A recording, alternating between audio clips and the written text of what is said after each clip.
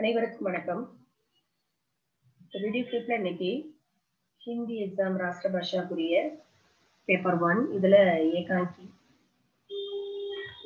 1 வகுப்பு விதா. இதுல நம்ம ஏற்கனவே பாத்திர பரீட்சையை ஜீவன்லால் பார்த்தோம். இப்போ ராஜேஸ்வரி பார்க்கலாம். ராஜேஸ்வரி பகு கி விதா ஏகாங்கி கா பிரமுख பாத்திர. ராஜேஸ்வரி பகு கி விதா அப்படிங்கிற ஏகாங்கியோட முக்கியமான பாத்திரம்.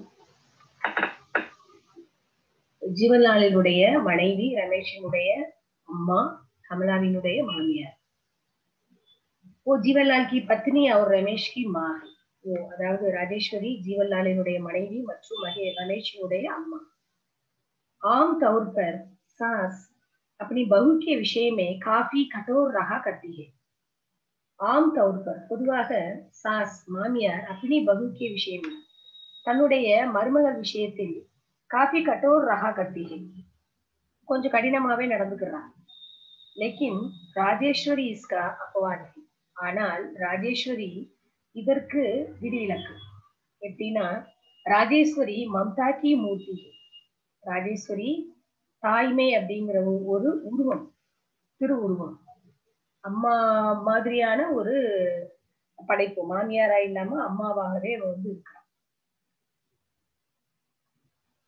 हर माँ जानती है कि बहू भी किसी माँ की बेटी है. हर माँ ஒவ்வொரு அம்மாவும் जानती है அறிஞ்சிருக்கிறா என்னன்னா, कि बहू भी மருமகளும் किसी माँ की बेटी है.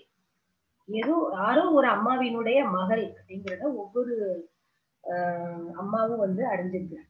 தன்னோட மருமகள் இன்னொரு தாயினுடைய மகள் அப்படிங்கிறது ஒவ்வொரு அம்மாவுக்கும் தெரியும். जैसे राजेश्वरी गौरी की राह देखती है, वैसे ही कमला की माँ भी उसकी राह देख रही होगी. जैसे எப்படி ராஜேஸ்வரி கௌரி की राह देखती है, ராஜேஸ்வரி தன்னுடைய மகள் கௌரியினுடைய வருகையை எதிர்பார்த்து காத்திருக்கிறாளோ, वैसे ही அப்படித்தான் கமலா की माँ भी கமலாவினுடைய அம்மாவும் उसकी राह देख रही होगी.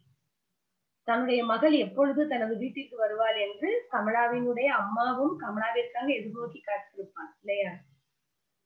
इसलिए वो प्रमोद को अपनी ओर से 5000 देने को तैयार होती है.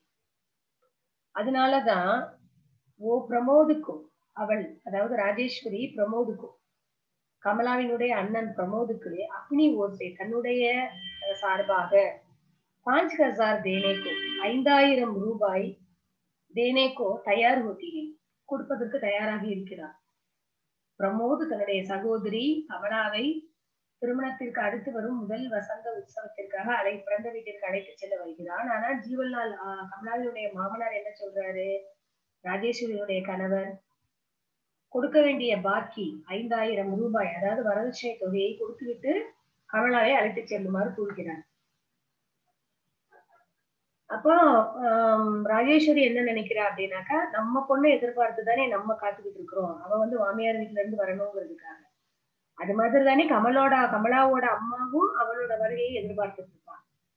சோ அவ ஒரு ஏற்கனவே என்ன சொல்லியிருக்கோம், மம்தா கி மூர்த்தி, அதாவது தாய்மையின் உருவம், திரு உருவம்.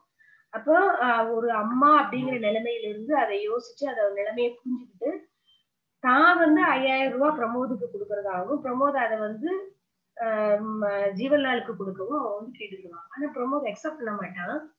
இங்க இதை எதுக்காக சொல்லப்பட்டிருக்கு அப்படின்னாக்கா, ராஜேஸ்வரி எப்படி அவருடைய கேரக்டர் எப்படிங்கிறதுக்காக இந்த லைன் சொல்லப்பட்டிருக்கு. ராஜேஸ்வரி अपने पति जीवनलाल के लालची स्वभाव को पसंद नहीं करती. ராஜேஸ்வரி தன்னுடைய கணவன் ஜீவன்லாலினுடைய லாலச்சி ஸ்வபாவ் அந்த பேராசை குணத்தை पसंद नहीं करती, விரும்பவில்லை. अंत में जीवनलाल के मन में जो परिवर्तन होता है उसका कारण राजेश्वरी ही है.